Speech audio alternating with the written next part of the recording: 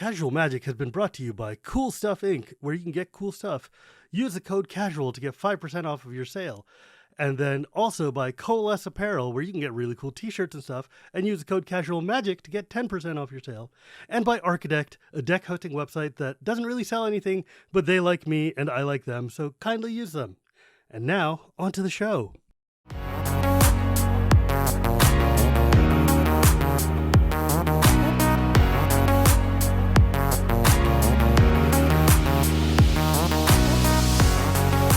Hello and welcome to Casual Magic, the show where we talk about the fun side of Magic the Gathering. My name is Shivam Bhatt, and Casual Magic is brought to you by Coalesce, Archidect, and Cool Stuff.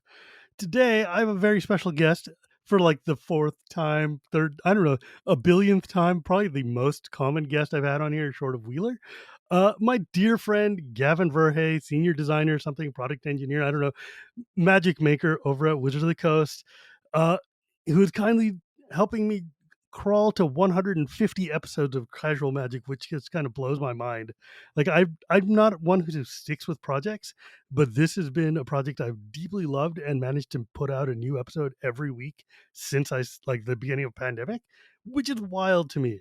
So thank you so much for joining me today, Gavin. I'm really, really glad to have you. No, I'm happy to be here. Thanks for having me on the show. I'm happy to be your semi-special guest. Always great to come back on and be a part of the Casual Magic. Yeah, I mean, to be honest though, like whenever I have to talk to Wizards of the Coast, I have to talk to Blake and I have to ask Blake if I can speak to any of their internal people. And he asked me for a list of questions or why I want to talk to them. And normally I have to provide some kind of like context as to what I'm going to say. But when it comes to Gavin, it's like, hey, Blake, I'd like to talk to Gavin because he's fun to talk to. And Blake is like, he sure is. Approved. And it's like, boom, easy peasy. Let's go. I do a lot of talking these days, so hopefully we can gab about some fun magic stuff. Yeah. So there's actually a bunch of fun things going on right now. First off, I love what you've been doing with Good Morning Magic. It's been a lot of fun to watch, especially during preview season. Uh, you your previews are great. I love watching your previews. But it's But super fun, right? Because I have all these stories just yes, stored up. And if shameless plug, if you after you finish this show, go watch Good Morning Magic 3 days a week, Monday, Wednesday, Friday, over on YouTube. Where I talk about the inside of design, right? And so I have all these stories that have just built up over years, and it's like I can't talk about these things. And now when a set comes out, it's finally my time to talk about what's going on in Magic the Gathering. So yeah, lots of cool stuff there. but more than that, on this set especially, you've done something because like you went and were the lead on the Bro Commander decks, right? The Mishra versus Urza. Yeah, that's right. So I was the lead designer along with Daniel Holtz, and I designed the 2 commander decks as well as the 8 set booster cards. So Which commander lots of deck additional were fun. you in charge of? Well, so it's kind of an interesting process. So uh, to give credit where credit's due, so Daniel Holt led the vision design of the 2 decks, and then I led the final design of the 2 decks. So this was kind of Daniel's first big lead attempt. So it was cool to get him a chance to roll on these. And I think you've had Daniel on the show before. Daniel's an awesome I designer for haven't, us. and I keep meaning to because I want to talk Kamigawa, and the only person who knows Kamigawa better than Wheeler is Daniel Holt. So Oh yeah, you got to get Daniel. So Daniel, I guess for those who haven't heard him yet, because you haven't been on the show yet, so this is, of course, this is the only source of Magic news you would want to listen to. So if you haven't heard Daniel Holt yet, that's why. Daniel is a huge Kamigawa fan, but also he is a UX designer for Magic, so he designs the frames and expansion symbols and things like that. In hmm fact, you can go and watch an episode of me talking with him about some of this stuff. I find it very fascinating, I love but it. also he loves dabbling in design, and he's a big Commander player. So this was a lead project for him, and he did a great job on the vision design of the 2 decks and handed it over to me.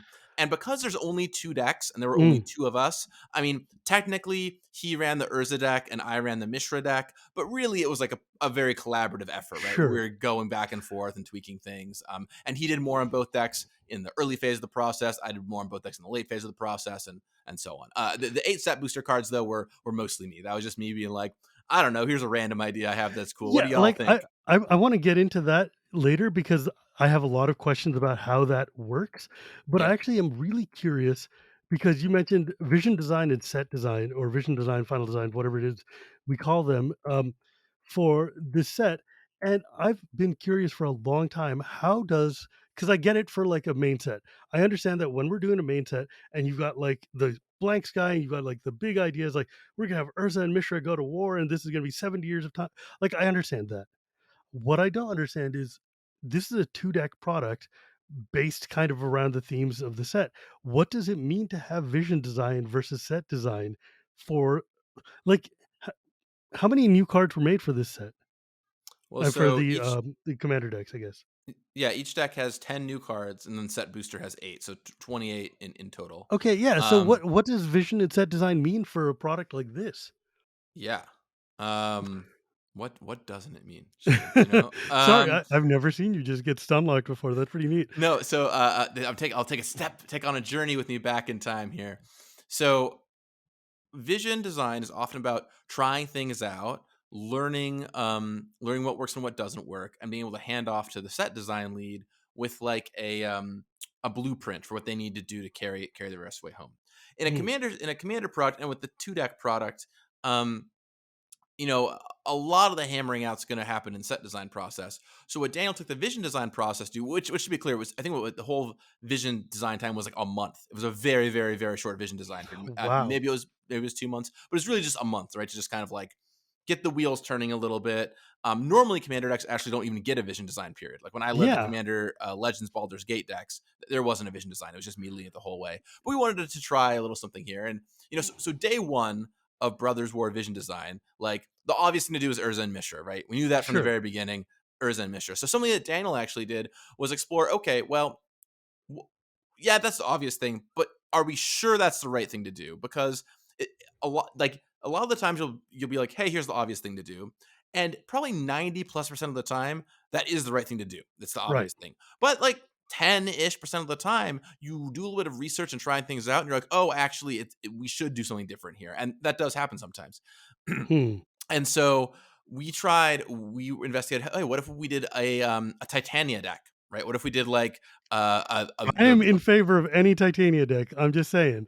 right? So we talked about what if we did the brothers versus nature, right? The Something like brothers that, versus right? war. Or maybe we could go back and counterpitch and do 3 decks and or 4 decks and do like 4 different regions. We talked about a lot of the brothers war is about teaming up. So we talked Hmm. about, should this be some kind of two-headed giant commander release, right? Mm. All kinds of different stuff. So we explored a few different things. Ultimately, by the end of the process, we're just like, okay, we're going to do the brothers. But we tried a lot of things out, and I'm glad that Daniel tried those things out. And then during the process, we got good shells for the decks, right, and kind of started settling into what was going on. And then when I took the deck over in set design, kind of at the end of vision design, beginning of set design, was where we kind of determined, hey, yeah, we're going to do the two brothers. But the big challenge was, hey, we're going to do them in these colors. We determined that by the end of vision design. We're going to do Grixis for Mishra and Esper for Urza.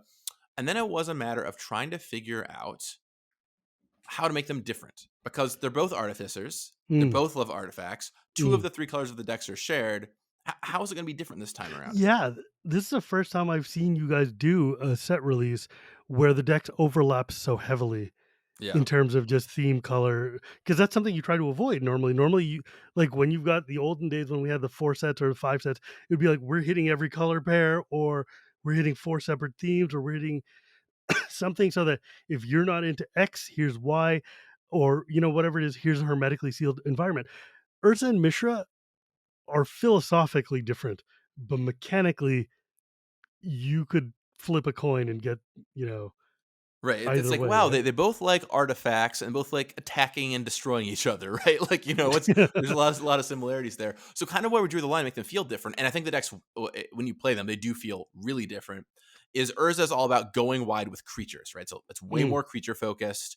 It is about going wide, getting artifact tokens, thopters, like all that kind of stuff shows up in these decks.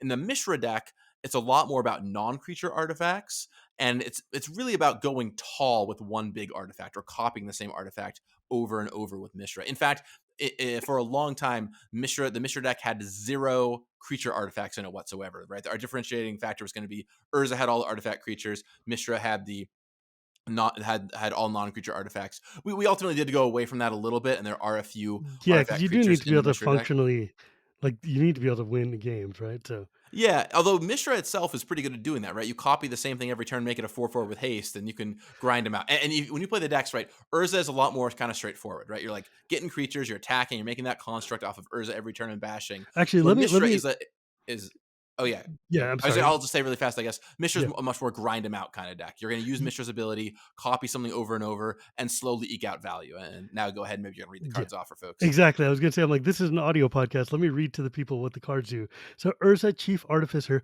like one of four Urzas or whatever in this set, is 3 white, blue, black for a 4/5 human artificer. Affinity for artifact creatures. Artifact creatures you control have menace. And at the beginning of your end step, create a 0/0 construct that gets +1/+1 for each artifact. So basically your construct, right? That I right there, I can see just reading the card definitely says, "Hey, put a lot of artifact creatures into play." They all go wide because they have menace because you want to go and make them very attacky heavy, and you're getting a new token that's going to get progressively bigger every turn.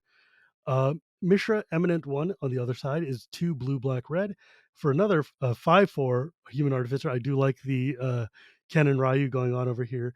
Um, with a at the beginning of combat on your turn, create a token that's a copy of target non-creature artifact you control, except its name is Mishra's War Form, and it becomes a 4/4 construct artifact creature in addition to its other's type, gains haste, and then sack at the beginning of the end step. So that seems to lend itself towards more like, okay, yeah, I'm gonna animate my artifacts, but then also I get another bite at that apple for like getting a secondary mega artifact copy of some Right. Like kind. for example, you target your Ichor Wellspring, you'll draw 2 cards off of that, right? One when it comes into play and one when it leaves. So you want to copy your artifacts that have ETB or dies triggers. Yeah. Cards in the deck are things like Spine of Ish Saw, so you blow up a permanent Mm. every turn, Prophetic Prism, Mycosynth Wellspring and Ichor Wellspring, I all kinds feel of the stuff like need to that. say right now that I really, really appreciate that these decks went back to the well of classic Commander cards. Like Spine of Isha and Ichor Wellspring were like when I started playing Commander in 2011, they were in like every deck that wasn't, like every white deck or whatever didn't have any other way to draw cards or removal. Here you go. But to see them again in a new context that also makes them really tied to the Commander is cool. That's sweet. I like that a lot. Yeah, and I think it's cool to use some of those cards again, like Executioner's Capsule or whatever is in Oh, yeah. there, Oh, yeah. and it plays so well with what's going on and it really feels like when you're playing the decks, like Mishra, you see is just slowly, or sorry, Urza, you see is slowly amassing an army, and Mishra is just constantly like melting things down for scrap, right? Just like Yeah. blow sacrificing this, who cares? Play this thing instead, right? Yeah, and you And got it Gethin really there, feels which lets different. you, reanimate your artifacts.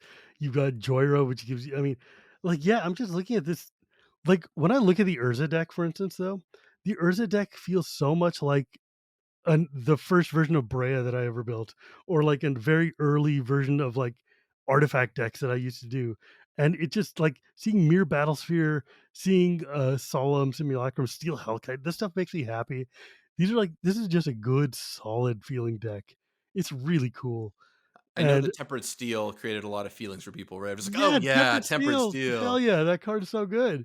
The Mishra deck, I'm just reading these lists as I'm going here. Again, the Mishra deck, you've got a lot of really interesting cards here. I like the use of the Kamigawa kind of like the revoltish cards like Servo Schematic, which was so good in that limited, uh showing up here. And yeah, like obviously standard all-star Oni Cult Anvil, which is in my current Explorer deck that I love. When you call it Anvil is The so good in card is a this deck. house. It It is reads so bad awesome. and so good. And when you copy it with Mishra, right, it's going to trigger twice that turn, giving you 2 constructs. You can sack the construct, but to the other Oni called Anvil too, right? So that'll give you Mm. your trigger stuff. It's great. It's really good. Ye And Mishra, because Mishra is already in Grixis, that means you can run a lot of the Rakdos sacrifice stuff, like whatever that stupid cat that I run in all my things that when you sacrifice something, you ping.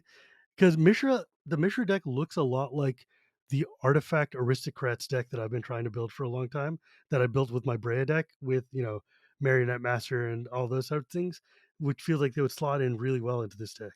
Well, if you want Artifact Aristocrats, you should check out Ashnod because Ashnod is going to Ashnod. do that for you. Read Ashnod's this a one out for everybody. messed up card. Um, Let me pull up Ashnod. Ashnod the Uncaring, 2 blue, black, red for a 1/4 death touch. Whenever you activate the ability of an artifact or creature that isn't a mana ability, if one or more permanents were sacked to activate it, you may copy that ability. You may choose new targets for that copy. Can you walk me through what this means? Yeah, absolutely. So the way it works is whenever you activate an ability, if you sacrificed a creature or an artifact as a cost of using that ability, not sacking treasure for mana to pay the cost, okay? Hmm. But you sacrificed it as a cost to do so. For example, Executioner's Capsule, which you sacrifice to activate, or a creature that has like tap, sack a creature, do something, get a bonus. Those all get doubled, right? So whenever you have your Nantuko Husk or whatever, that will Mm. double all of those triggers. Oh. Oh. Oh yeah. Oh yeah. Oh, okay. Okay, I see. That's messed up. Right. So you So, want for artifact instance, aristocrats, that's the card for you. like to use one of my favorite cards, Psy Master Thopterist, which has 1 in a blue, sack 2 artifacts, draw a card. So what this means with Ashnode in play is that um I basically get to draw 2 cards That's right. and then Absolutely. sack 2 artifacts, but it doesn't double like their triggers. So I guess you would want to put like the Teysa Karlov for all your doubling your death triggers.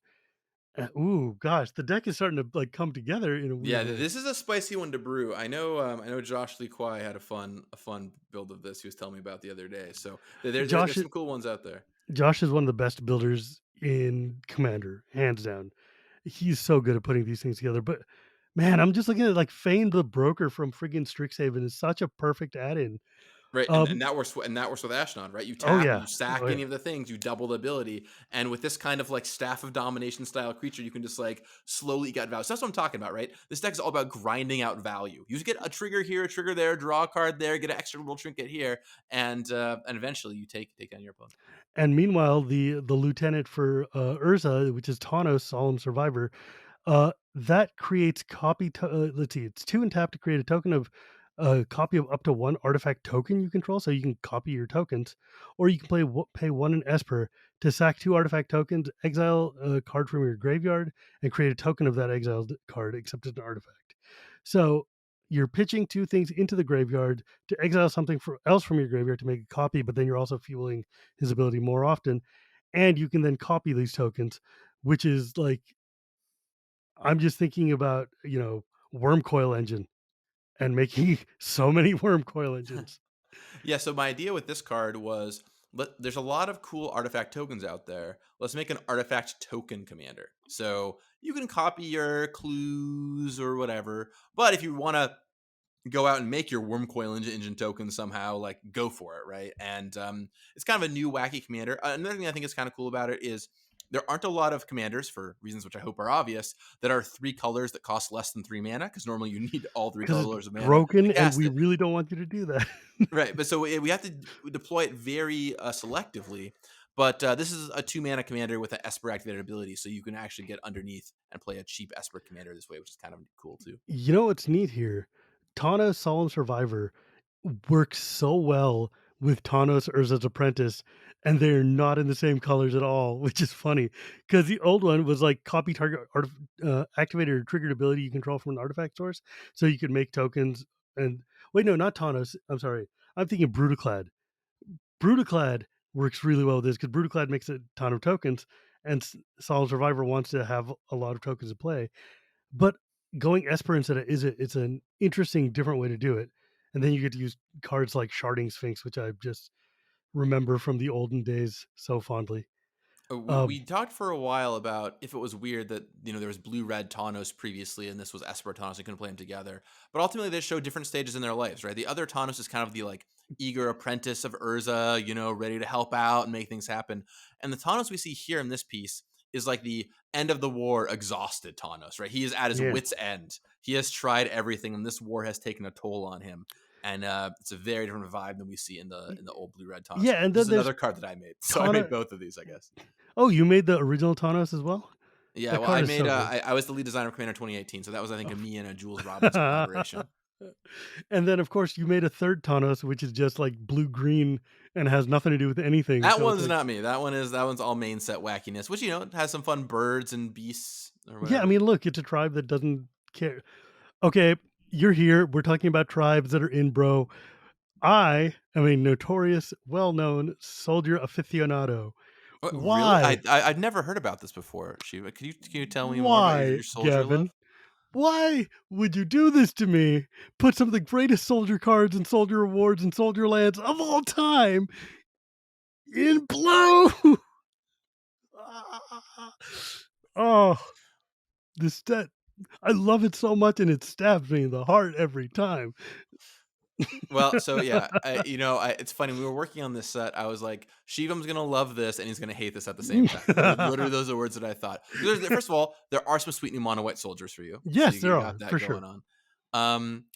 But when it comes to soldiers, we decided to try them out in blue white for this set, give blue white a little different identity, and you can go build your blue white soldier deck, which you've never been able to do before. Yeah, I mean, But look, there are still some good old mono white soldiers. I'm sorry you can't put the land in your commander deck, though. I know the that that's a land real is the bummer. only thing. That's just, I mean, dude, that blue one, that tap 3 soldiers draw card, I would kill for that in Boros. Or like maybe tap 3 soldiers, exile the top card of my library. That's red. Let me have it, please. Um, Noted, noted. yeah, but that said, yes, soldiers make way more sense in blue than they do in red. Red's a warrior color, not a soldier color. I don't care. I have a red white soldier deck. Help me out. Um, This is what I feel like designing commanders like, right? But people are like, "Make me this thing," and I'm like, "Yeah, but it doesn't really make sense." And they're like, all right, I get it, but please make it anyway, right?" And it's like, "All right, fine, we'll make it your thing." So look, Shivam, logically, don't worry. I feel good that red white soldiers will have their day, right? There will yeah. be many more red white soldier opportunities. There'll be cool cards for you. Yeah, but let's get back to that these two decks though, because you were telling the story before we got sidetracked about like so you guys came up with the vision idea. Then what happens with you? You get handed over the set file where you guys have ended up with two decks. What did you? How did you take it from there? Like, Yeah, from there it really was just a lot of play testing and fine tuning of the decks and the new cards especially. The new cards take a lot of iteration and yeah, design work. I feel like it's important to note this was done before there was a casual play design team, right? This was actually one of the first sets that Casual Play Design took a look at. Oh, So cool. they actually came in hot and worked on some of these cards, which was great. Getting their feedback on it was invaluable. Neat. But basically, I feel like people should know that one of the hardest things to do in Magic is to play test for Commander because you've got 100 cards and you have to make these cards show up in your deck. Because, like, in a 60 card deck, you can put four of a card in the thing and engineer a situation where you can play these cards and test them out. In Commander, you've got three other variables sitting at the table who are going to impact your game. You may or may not draw this card. You may or may not have it in a situation that makes it busto, and it is very, very difficult to be able to try to actually get a feel for this. So it's a challenge, and you guys have done it lately a very good job with the precons of not busting through the door the way that some of the older sets did. Uh, Party time aside, Gavin, looking at you, Mr. Baldur's Gate, that deck I think that deck is sweet, is right? it's sweet. It's fun as hell. It's also out of the box. I am hard pressed to decide whether Prosper or Party Time are strongest precon ever made. Like I think my list is like Prosper, Party Time, and the Will Health Zombie deck. No love for Atraxa? Out of the box, Atraxa is not the box for Atraxa is it's got a lot of pieces in it. It doesn't have a cohesive deck the way these do. You know what I'm Yeah, I saying? mean, it's true. It was a different era of building decks. Yeah. The party deck is so interesting to me because I play tested that deck a lot. In fact, that was the deck I probably put the most time into of Mm, the four Baldur's Gate decks. Um, and I find that the deck, when it works, it really works, but it's also pretty easy to shut down, right? If it gets targeted early and it doesn't get to assemble its party, it can be in really rough shape. yes, that's And there's true. also a lot of variance in the top of your library with Nalia Diarnis, right? Are you hitting them or not? But with that said, I think that deck is a blast to play and stands out because it is so different from what you're used to in Commander, right? Oh Usually, yeah, Commander is not about playing a bunch of weird, bad creatures that's and going exactly. wide with them. Like I remember what's a card called Malakir Blood Priest. It's like this 1B 2/1 that drains all of your opponent equal to your party size. And whenever I would play that card, every single time in playtesting, I would get the question, "Is that really a commander playable card?" And then it'd be like, I'd be like, "Yeah." And flash forward like 5 turns later, I've drained everyone for like 12 life with this Malakir blood priest, right? And because the deck's kind of grindy, right? Like sometimes it's weird. There's Oh an yeah. aggro deck that has a lot of late game play, right? Your stuff will die, and you'll bring it back from the graveyard.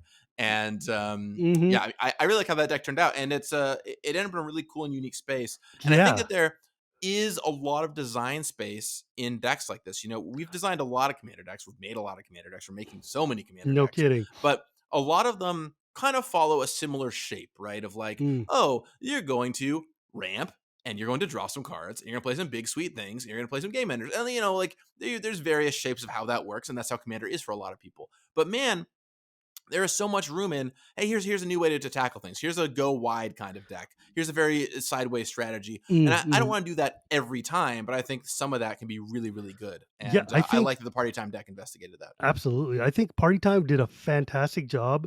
I think the party mechanic, first off, did a great job of giving meaning to meaningless crap. Like a bunch of just direct cards that are out there that are just like arbitrarily have a tag for like I love it in limited sets when they reprint cards that were like something at one point in time, but now because there's a new like idea or a new tag or a new tribe that matters, suddenly have a brand new context that makes these cards insanely cool. And like the party time deck taking a whole bunch of cards that are just there because they have that really great creature type and you're like, I would never play this card like ever, but here it is just breaking face because it's so good in this specific context. And that's one of my favorite things about Commander, right? Like finding a new context for cards that are cool but are not Commander playable normally. That said, the Captain Nargle Thargle, whatever his hell his name is, Captain Negathrod, please address it by his proper name. his proper name is Garbage Trash Man. I hate that deck so much. It is miserable. Miserable. It's one of the least fun decks I've ever played against. Why would you do that to me? I gave it to my Wow, son because he was into it's blue funny. black. I think that is actually the most popular deck of the four decks. Yeah, because it's a freaking Ashiok Horrors deck. It is it is such a pain in the ass. I hate that deck. But I appreciate its design. I'm glad it exists. Let the people who want to I play mean, with me play with me. what's interesting about that to me to Gotta me say that's two that. sides of the same coin, and it depends which side you're on, right? Because the horror deck is the same thing as party time, where it's like, hey, what's in this deck? A bunch of weird, strange horrors from throughout Magic history, many of which are stone unplayable in Commander In otherwise, fact. right?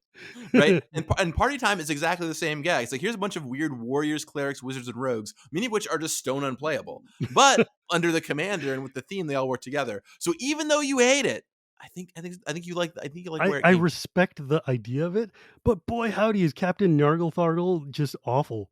Like, it's just so hard to fight through that stupid card because it keeps taking your cards. That's so mean. Why would you do that? Well, it takes it from your graveyard. They were dead anyway. You didn't need those. So, speaking of graveyards, I wanna talk to you about a decision that you made for the new commander decks from the ancient days of Magic, which is doing the whole thing retro framed. That is a choice, and that's a wild choice because that's not something I mean, look, I was there then. I've been playing since the beginning. I love Magic. I love the retro frame, except for white cards. White cards I've always found are basically unreadable in the old retro frame because, like, they were hard to read because the white on white is just blurry and their shadow drop was blurry and whatever. But doing a whole like, seeing, like, the brown colored, lands and artifacts again makes me really happy. Like, seeing this whole setup is cool, especially, like, the reprints you guys did. Like, it's weird to see some of the, like, the new Soul Ring art with the old Soul Ring frame or, like, the new Felwar Stone with the old Felwar Stone. Twiddles aside, though, it's cool. And how did you like, this is the sort of thing that I would have expected from, like, a Secret Lair, not from necessarily the main set release. 'Cause it feels like this would take a lot of buy-in because the new players are gonna look at this and go like, "What the hell is going on here? How did you Yeah, get this?" this one I'm glad you like it. I know. It's I think very it's it's very awesome. like there's a lot of up and downs on this. This is like a very divisive kind of Yeah. Well, I mean, concept. I think there's also a big divide here between newer players and older players, right? Because a lot of people who never played with this frame are like, "What the heck? I like the new frames." Right? I mean, on the whole, I'd say the reaction's been overwhelmingly positive, right? Just to be clear, like I it's mean, I'm sad mostly there's no positive. green in this because I love the old green frame, but yeah. It's been overwhelmingly positive. I think actually one of the cool things that I always say about this is I think I mean, I don't want to say everyone too loudly, but for the most part, on average, everyone's favorite old frame is the artifact frame. Mm, And these decks are, of course, have a ton of artifacts, so it plays really yes. well here. Okay, so here's the story here because I think this is actually this one's kind of fun. So unlocking the old card frame was so hard, and it took so long. And in Time Spiral Remastered, which was a set that I was the lead architect on, it took a lot of work by a lot of people over a long time to get those frames unlocked for us to use, right? And it Mm. was fighting tooth and nail to get that done. And huge hats off to the team that did it. It was a I ton would of love to work see and old effort. frame tooth and nail, by the way. I was speaking of tooth and nail. So yeah, really big hats off to the folks that got that done. And it was a ton of effort. But then once we unlocked it, once we got that figured out, we had access to it. So we knew we could deploy it more places. And you saw it places like Modern Horizons 2 and so on and so forth. So when I was working on the Brothers War, there's this kind of funny thing where Daniel Holt hates the old frame, and I love the old frame. I mean, I don't get me wrong. We moved away from it for a good reason. There are reasons Yeah. that Magic cards look like what they look like now, but of course, I'm nostalgic. I like the old frame. So during the design process, me and Daniel were talking, and I was like, "Oh, it could be kind of cool to do all these cards in the old frame." And Daniel's like, I don't like that idea. I don't like the old frame. We had our, little lover spat about it. And I just kept it in the back of my mind. And I was like, oh, this would be really cool to do. But man, I need to find like the right place to pitch it. I don't know how I'm going to get people on board. It's going to be a whole situation. Like, Yeah. I got to go up all the way. Like it's going to be a whole thing. So I just like, kept it in the back of my mind. And I was like, at some point when the time is right, I'll like bring this up and then it'll be a whole thing. And I'll try to figure out how to do it. I was trying to figure out how to navigate it. And then one day, Aaron Forsyth, right? So Big boss. the big boss sends an email to me and Max McCall, who was the architect for Brothers War, and he's like, "Hey, I think these decks are going to be something really special, right? They're the Brothers War. We've done a bunch of 4 commander decks recently. These are only 2. Like, we should do something really special to blow these out. Anyone got any ideas?" And in like, I mean, hey, I still have the email probably, but in like 15 minutes, I replied back, "I think we should do all these in the old card frame. It's a fun idea I had." And Aaron's like, "Yep, sounds good. Let's do it." And that was Oh that. my. And that was basically that, right? It was it was truly just like a I was like all ready to like, Build a like defense. move mountains and like work through everyone. And Aaron and being the excellent big boss that he is, was just like, yeah, I don't know, it sounds sweet to me. And then Max McCall was like, yep, that sounds sweet to me. And I was like, great, sounds sweet, let's do it. And everyone got on board, right? And you know, using the old frame does have its challenges, right? First of Yeah. all, there's just less room on the cards for text. Hmm. Second of all, you do have some readability concerns. The white frames, as you mentioned, are a little bit junky. One of the ones that gets me is the multicolored or the colored artifacts, right, are a little strange. Yeah. Um, but we kind of decided, hey, let's march forward with it this one time. I would not expect to see more of these in the future, right? Maybe at some point in the future, we'll probably do something like this. But I would not expect this to be a common thing by any stretch of the imagination. But I do think doing a cool thing that's resonant, that makes sense for a set, is awesome. And I think you'll see us in the future do more things that are really resonant for the set that they're in, right? And in this Mm, case, mm. my pitch was, and the pitch I had written in my head anyway, that I never like had to go too deep into, was like, imagine that you went to the game store in 1994, but in this alternate universe, Commander already existed, right? Commander was already a thing in 1994. And you go, and these are like 2 decks you'd grab off the shelf, right? In See, 1994. And it's like a blast from the past. And I thought that was really cool. the way you could really tell that to me is by saying like, and we're going to be putting them back in the starter decks, in the starter deck boxes that they used to come in. Well, there's far and then there's too far, so. I will say this, like, I really want. I almost. This is one of the first times I've said this in quite a while. I actually kind of want to buy 2 sets of these. One because I keep all the commander decks whole, but 2 because I really want to break this apart. And like the black noxious Gearhulk old frame looks so good. So good. And like Marionette Master, one of my favorite cards in my Brea deck. It's beautiful in the old flame. Whirler Rogue, Thopter Spy Network. One of my favorite cards. I love that card. Like, frankly, these decks look like the sort of decks I want to turn into Mega Thopter Town. I'm not sure how W expressive iteration works, but like, whatever. They're not always going to work, but like the artifacts, oh, so good. Yeah, we knew the artifacts would be big hits, and one of the things I think is cool too is, Mere normally in a Battlesphere. commander, yeah, Mere Battlesphere. Oh, N- so Norm Normally in a commander deck, you're like, "What are the new cards? What are the new cards?" And you get to see the new cards, and then you comb through the reprints. You see maybe the one or two hot reprints from there, and you're like, "Okay, cool. These have these sick reprints, and it's all about the new cards." But one thing that I think is sweet about these commander decks is like every reprint is awesome, right? Because even like preordain, you're like sick. oh, Old border dude, preordain, everybody I'm went in, and saw right? the preordained and was like, "Are you for real?" Right, or command tower. You're like, old border command tower, like sign me up, right? And even the basic lands. You get basic lands in old frame, which you haven't gotten in a long time. So it Well, I makes mean, everything in the deck cool. I would like them better if they said tap to add 1 blue mana, but I play unlimited. What do you want? Or at least a slanty T symbol. Bring me back the slanty T.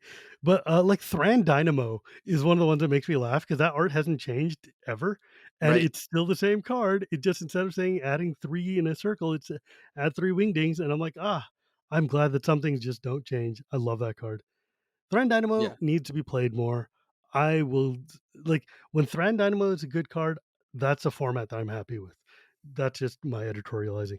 But I actually do wanna bring up one thing, though. Mere Battlesphere is a card that I think people both underestimate, oh, like, people undervalue because that card is amazing and is hella good and has been reprinted a million times because it's amazing and hella good, but people are like, "Oh, it's just, bulk or whatever." I'm like, "No, you don't understand. Battle Ball is just, like, a phenomenally good commander card." It's, like, one of my pure staples. I love that card. So I'm glad to see it get a cool fashion reprint.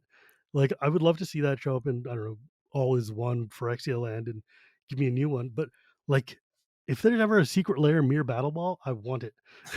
I I think love one of that the things card. about Mirror Battlesphere that's great is the flexibility, right? If Oh, you yeah. want a big beater that slams in for a bunch of damage, you can do that. If you want to leave a token back to block, right, you can do Mm. that. It just gives you a lot of Oh, play. yeah, it There's gives a you a reason the lot of card has shown up all over the place in cubes and commander since yeah. for ages. Yeah, like, I feel like Cuban Commander is, like, that card was made for those formats. Like, it's so perfect, like, just it's one of my favorite designs of all time. It's just such a good, clean card.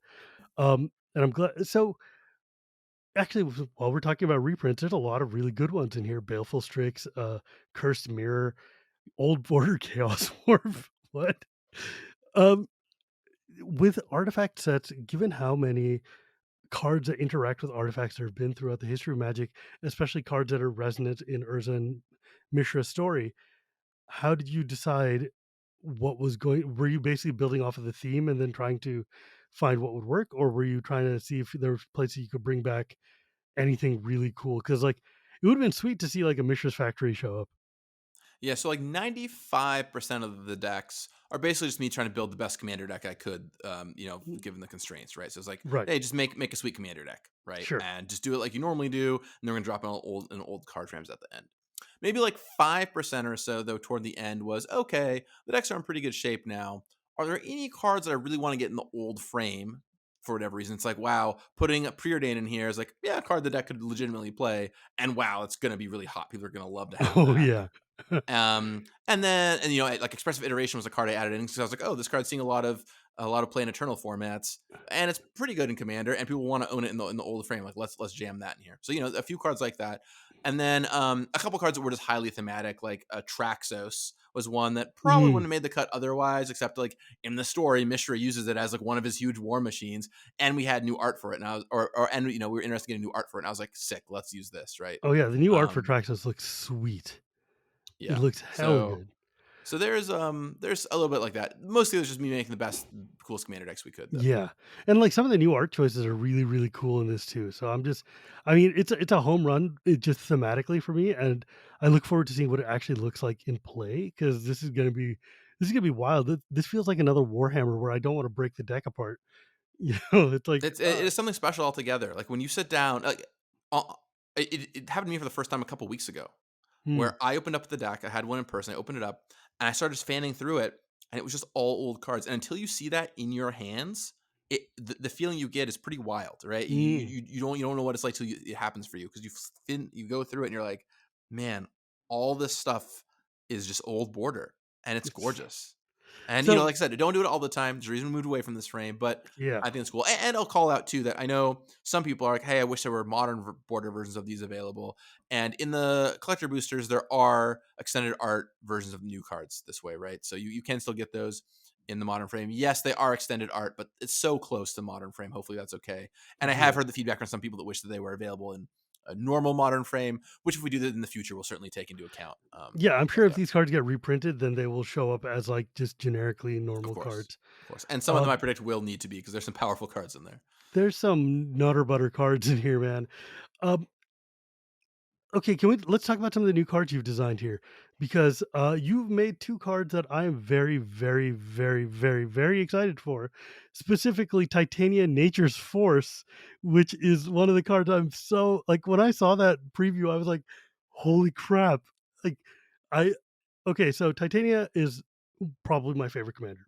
The OG Titania, my mono green deck, it's probably my favorite commander deck.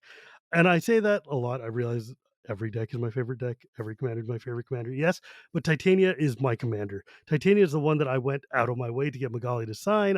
The deck is like all foiled out. It's all fancy. It's like it is my pet deck. The lands in it represent the card. I mean, I've got the German misprinted planes that say Vald on them to represent Titania's anger that the forests have been clear cut and now her elementals are rising to fight up against it. That's That's amazing. how deep you go into this. That's S- amazing. Yeah, so and also it tickles me to play mono white planes in a mono green deck, and people are like, what is going on? Um, Titania Nature's Force, 6/6 for 4 and 2 green, which says you can play forest from your graveyard. Whenever a forest enters the battlefield under your control, make a 5/3 elemental, and when an elemental dies, you may mill 3 cards. So it's basically the reverse of the other Titania, which is whenever a land dies, you get to make a 5/3. I love this. I love this card. So you made 8 of these cards for the set boosters. Now, I'll be honest, the set booster exclusive cards, I understand why they exist, and, like, you get things like Lindy and whatever, but it also is just, like, so irritating to try to actually find these cards for me, and so, like, it's gonna suck because, like, all 8 of these are cards I really want.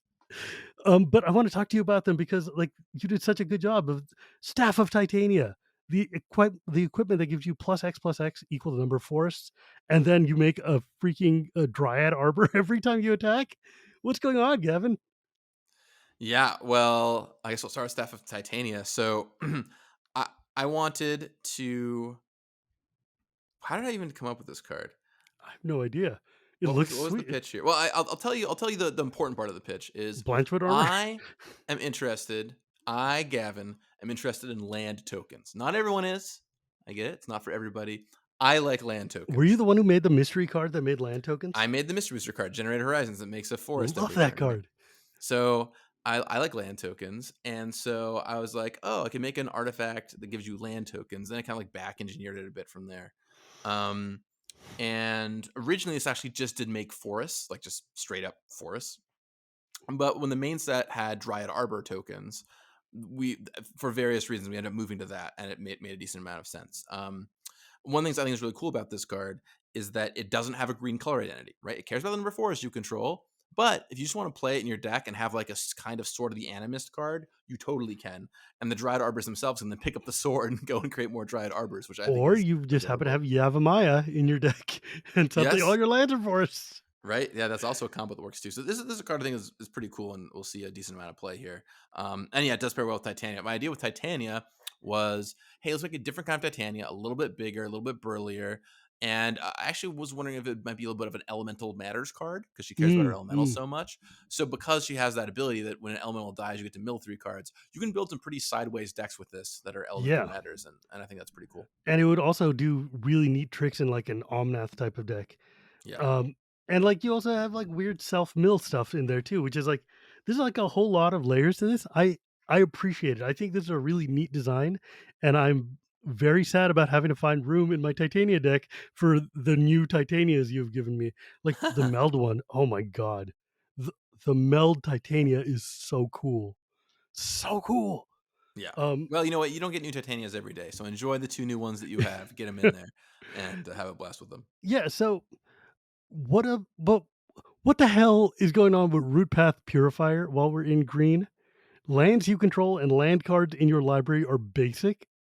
This feels like it breaks some fundamental rules of Magic, Gavin. It just works. I don't know what to tell you. The words on the card just work. So, alright, so we talk about Titania, Staff of Titania. Um, One of the things I knew about the set booster cards is I wanted to make some good green cards or some exciting green cards Yes. because Urza and Mishra ain't known for their love of artifacts, and Mm. the two decks have not a nary a green card to be found. So there's three greenish cards here. There's Titania, Rupath Purifier, and Staff of Titania, which is not a green card, but is certainly green and green aligned. Yeah, sure.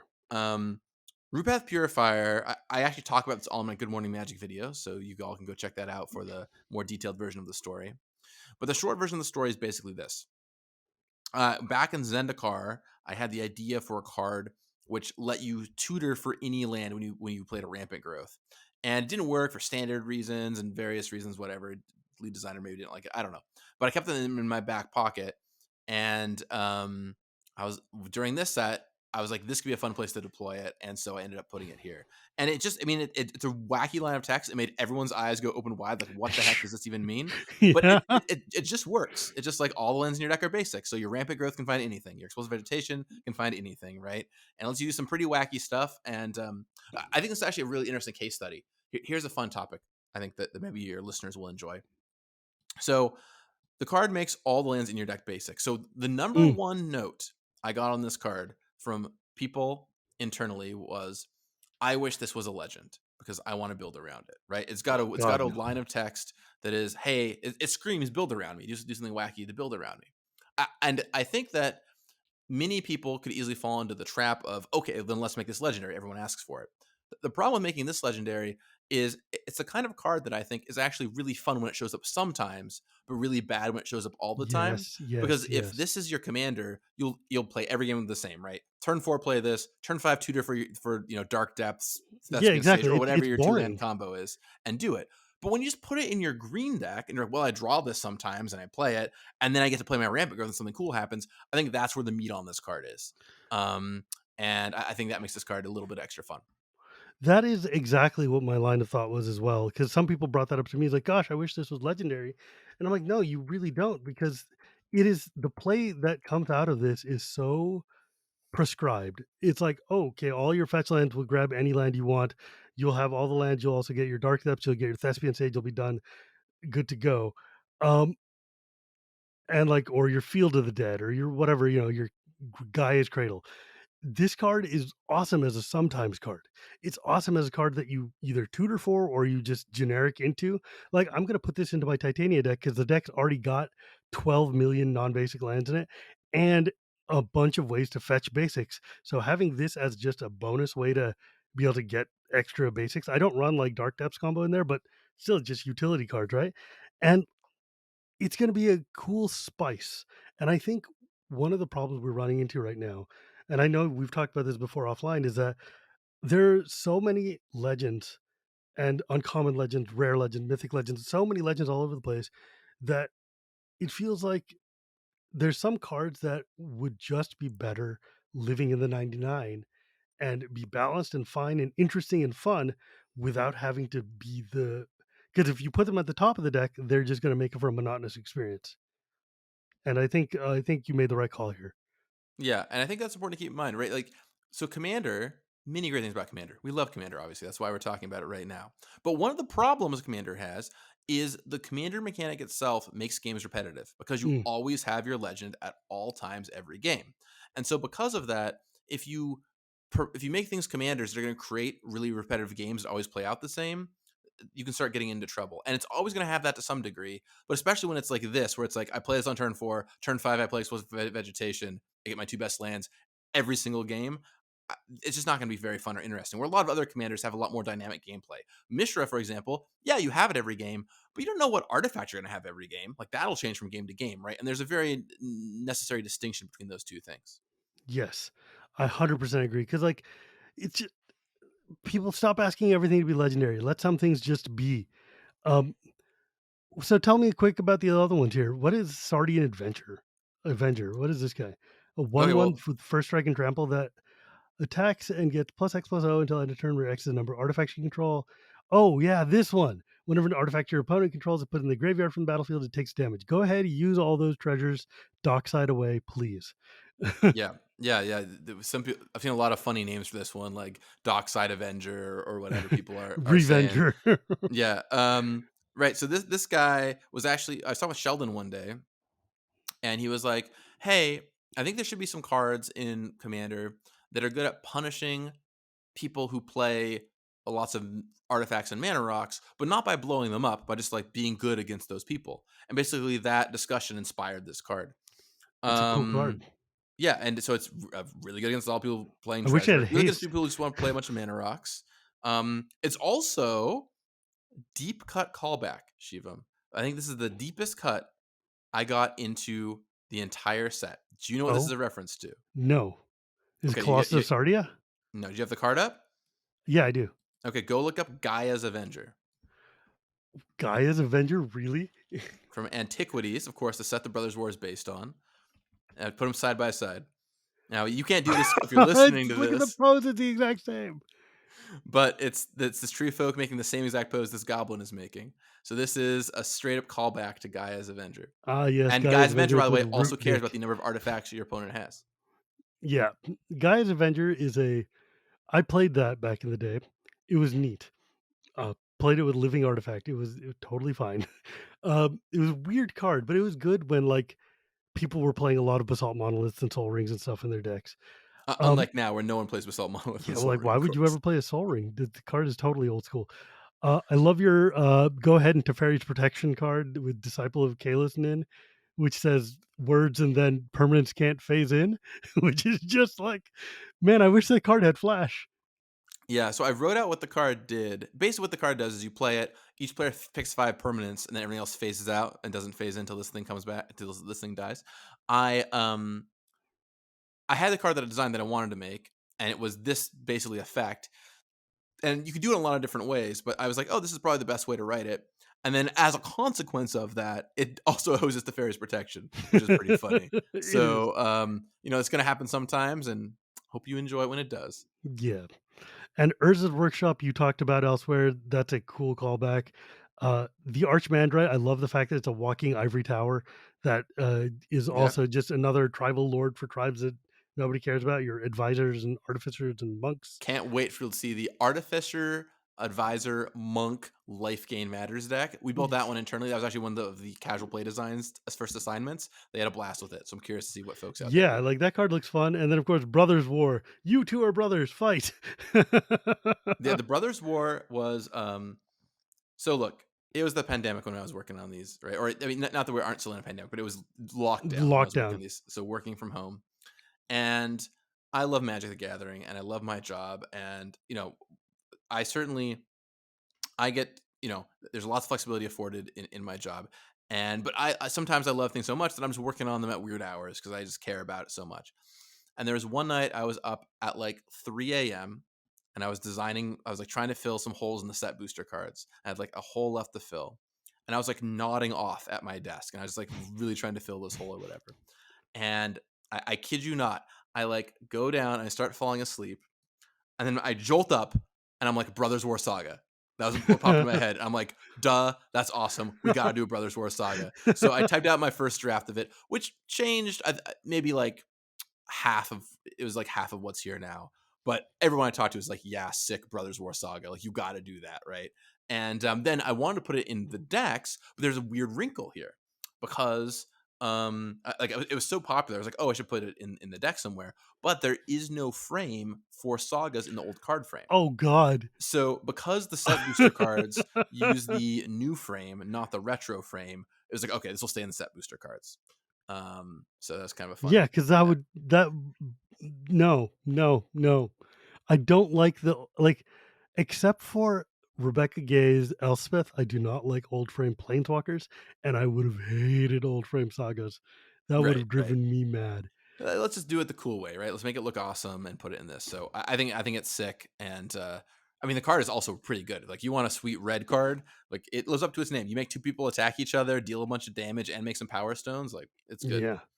Man, I'm just looking at like we've got like a few minutes left, and I'm just looking through these original cards that you made for these commander decks, and there's so many sweet ones here. Like I love the Tetravis, Pentavis, Hexavis thing going on here. Hexavis, baby. It's the Do we need a next member in the Quadivus? Do cycle. we have a 4 one? Yeah, Tetravis, Tetravis, right? So it goes Monoscallion from Modern Horizons 2, Biscallion. Serrated Bascallion from Tempest. You, of course, have Triscallion and Tetravis and Pentavis, and then Hexavis is 6. Yeah, so then we've got Heptavis And coming then next. also, everyone on the internet is always like, "What about Triskelevis?" And I'm like, "Yeah, Triskelevis exists, but it's like a time spiral mashup of two things and doesn't really play into the cycle for me. So get out of here, Al Triskelevis." Also, I love that Hexavis basically looks like a Lord of Extinction with wings. That's I, just fun. I when I wanted to do this, I talked to the art director and I was like, "Hey, look, I'm not gonna make a lot of requests of you for this one, but for this whole set, but I do have this one. If we could get Mark Tadine to do this piece as a throwback to his um, Pentavis or to his Tetravis, Tetravis. that would be awesome, right?" And we got Mark Tadine for it, and it's so cool. He got to come back and reillustrate this, whatever, 30, almost Yeah, 30 years later. Tetravis came out, like, literally in antiquities, Yeah, and, as the Triskelion, which is what yeah, this is calling back to. One of the things I did a bunch is I went and looked at the Antiquities full set. Like I just like which looked at isn't it hard, there's, as like, like, 40 cards in it. and a lot of them are bad. But I looked at it as like my Magna Carta, right? Of just like, hey, this is what we're trying to harken back to. This is what made people Yeah, fall in love with Magic 29 years ago, and what like can we do? And I found a lot of fun ideas in there, and Urz's workshop was one, and this was another. yeah, it's like it's so wild when you look at antiquities, there's, like, 7 cards in each color, and then a whole crap ton of artifacts, and many of them just suck. Like, nobody is thinking fondly about Tablet of Epithere, which is like, you gain a life every time one of your artifacts go to the graveyard? Okay, great. Yeah, Or Rackalight, the worst one. there are a lot of stinkers. I'll There be were very clear, it's a horrible lot of ones. stinkers. They were terrible cards. But you, though, have done a lot of really cool ones here, and there's a lot of really good reprints. And these decks look sweet, man. Like, not gonna lie. I'm really I think they're glad. awesome. There's a tough act to follow after some of the recent decks. The Warhammer decks were, of course, Oh god, the Warhammer slam decks are high dunks. watermarks. Like, They're phenomenal. And the Baldur's Gate decks I made, not to toot my own horn, but toot. I was pretty happy with those. But this is something different. They're all in the retro frame. There's 2 decks, and hopefully it's a good little twist for folks out there. I hope you enjoy them. yeah, before we wrap, though, I do want to talk about one really important card that you came up with there, Scholar of New Horizons, which Yeah, is that this is a white. banger. People are not talking about this card enough, I don't think. Yeah, like this card, I think people are just like, "Oh, it's got too much text on it." I'm like, "You gotta read the text though." This thing is a 1 and a white human scout for 1/1, and it says comes into play with a 1/1 counter on it. Tap to remove a counter from a permanent you control, which is a mechanic I love from. I think there was a card that does that in New Capenna. That was really cool. That angel that did that with shield tokens. Remove a counter from permanent you control. Search your library for a plains card, not a basic, a plains card. And if your opponent controls more lands than you, you can put it onto the battlefield tapped. If not, you put it into your hand, then shuffle. So it basically is like it's got the land taxi effect. It's got a repeatable ramp effect. It ties into white love of like putting tokens and crap on things, or even just like removing suspend counters or time counters or whatever. Maybe not suspend counters, but like planeswalker things or who knows. But repeatable ramp in white is a thing we've asked for a million years. This is a really interesting and innovative way to do it. Walk me through it. Yeah, so this is a card that I was like, I'm gonna protect this one. Like a lot of cards in my set, I'm like, yeah, we'll change whatever. This is one that I designed pretty early on. I think me and Daniel might have collabed on this one together, and I really tried to keep it at the strongest version I can. Right, finding any version of planes, not just That's basic so lands. wild. Pulling counters off anything, not just creatures, right? Because I think this is what white needs, and this was a big piece of something white was looking for. And this card is also just fun, right? It helps you make sure you can play your game, and there's a lot of fun synergies.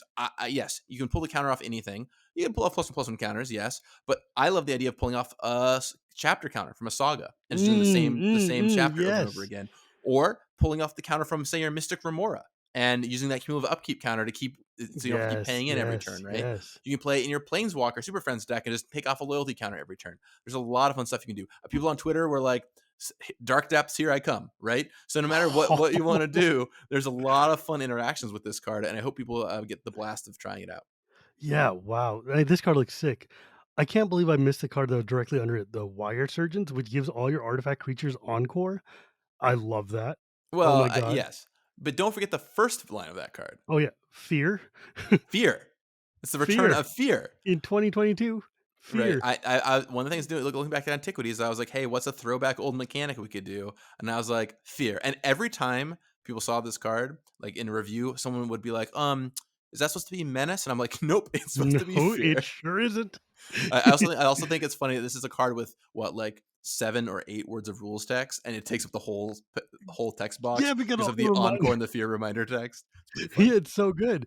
But dude, the idea of being able to give a Wormcoil Engine in your graveyard or the whatever any of these guys who die into other things Encore, and then make a token copy that attacks all the players, and then they die, and then you get double that amount of. I love it. I love cards that when you read them make you immediately go into a magical Christmas land. Like Well, that is. it's so interesting too because you can live a lot of Christmas lands with this. Like, yes, copy your Wormcoil engine, go nuts. That's the Timmy way to do it. Timmy Tammy way to do it. There's also the Johnny Who Jenny am way to I? do it. Who am I, Kevin? Come on. Exactly. Well, let me give you the opposite perspective, which is you can also do like the hey, I fill my graveyard with like Ornithopter and Shield Sphere and Memnites, Oh. and then I encore it for 0 and get 3 free artifacts. Which they're 1/1s, but you can like sack them to things or whatever, right? Oh, So there's a lot of fun. You feed all it to your marionette master. there you go. Hey, dude, you made a Grixis deck that's artifacty. How come I don't have a Reckless Fireweaver, old time Reckless Fireweaver? What's going on? Oh, you know what? I actually have an answer for you on that one. Of course you It was in do. there. It was in there for a long time. I hate to break it to you, but one thing we really tried to do during design was make it clear that which deck was trying to go wide, right? Mm, And by putting Reckless Fireweaver in the Mishra deck, it told people, hey, this deck's trying to go wide with artifacts, right? And we wanted to really help make that distinction clear that Urza was the one going wide, and Mishra was generally trying to go tall with something. So mm. we ended up cutting it. It was one of the last cuts from the deck. Sorry. So it goes. Man, these decks look sweet. These decks look absolutely sweet. I'm really excited, and frankly, like the Gate decks look sweet. The Warhammer decks look sweet. The Dominaria Legends that came back and finally given me my Jedit cannot speak highly enough of. I feel like Magic's been on a roll here, 30 aside. Um, but man, what a sweet set. I cannot wait to get my hands on this and play it. Oh, Thank you for joining me I today, can't wait man. for you to try it out. It is a blast, and I really appreciate you taking the time to talk through the decks with me. They were a lot of fun to make, and I just hope all you out there have a blast playing with them. Okay, so here's the thing. When you went head to head with Daniel, which deck won? Here's what I'll say is that two things. The first thing I think is actually kind of interesting. So there's only 2 decks here, right? So how do we play test them? Yeah. Right. Normally you play Commander at 4. Well, we actually teamed up with Ethan, who's leading the Dominaria United decks. We played Mm, all 4 of them together at the same time, right? So if you want a good Biodome experience, you can actually go buy the 2 Dominaria United decks and these 2 decks and play them all in a 4 pod together, and they play really, really well in that pod. Okay. mm. So that's how we play tested them. So it was sometimes Ethan with Daniel and I would go quote unquote head to head, and Ethan would win, right, with his 5 color deck. So you're never quite sure what was going to happen. But I the way these decks often play out is Urza gets the lead early, and then it's up to Mishra to grind out enough value to get back in the game. And like a well-timed board sweeper is really important, or some good ETBs are really important. So it really depends, I think, on if you can turn that corner as Mishra. Because early game, Urza is going to get a bunch of stuff right. There's going to get some artifact creatures. Urza's going to come down, start making constructs, and so it's about how much value you can get out of your Mishra. But if you play Mishra on turn 4, like off a Mana Rock, and you have a good target like Prophetic Prism, you're going to be in sweet, sweet value town over there. Mm, mm. Did you think about putting in the Vandal Blast or anything like that?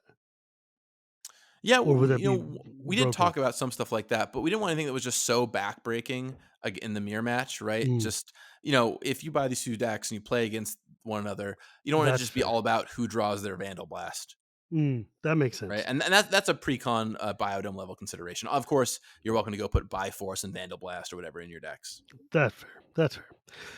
All right, Gavin. Thank you so much for joining me today. I always love having you, and I gotta say, I appreciate all the support you've given me in my show over the years. Um, and the show before this as well, the Commander when I was on. And yeah, thank you so much. I really appreciate our friendship, and I love having you on. Oh, it's a So blast always. Anytime you want me, you can reach out and let me know, and I'm sure we'll have a ton to talk about. I've got many more fun things coming out in the months to come, and this time next year we'll have so much more to talk about. I'm sure. So. yeah, dude. I mean, I'm sure we will because it seems that magic cards just keep coming out all the time, forever. But if folks wanted to see your stuff or ask you questions about why you were able to put, Thopter Spy Network into this deck, where could they go?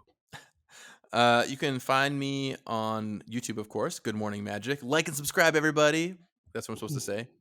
I think we're talking about Magic 3 days a week. And then also you can follow me on social media, just at my name, at Gavin Verhey, Twitter, Instagram, um, you know, Yeah, all the TikTok, things. whatever you're in the market Whatever for. it's whichever social media is still existent by the time this comes out. Yeah, which Twitter, who knows at this point? Yeah, So who even knows? Although I gotta say though, I love the tri-lands showing up with the old frames. That makes me real happy. The command tower, I wish you had gone with the Eldraine artwork, but I do love old Porter command tower. I'm still gonna run it. old Um, border soul ring. dude, I got the promos that my LGS had. Uh, love it. But I collect soul rings. I'm not gonna lie. Anyways, my friends, if you want to find me, you can find me at Gear Pretty Gears. You can find this show anywhere podcasts are sold, or at Cool Stuff Inc. on Tuesdays, or at YouTube on Thursdays. Thank you to EK, my editor. And remember, my friends, it is not magic without the gathering, and we will see you next time.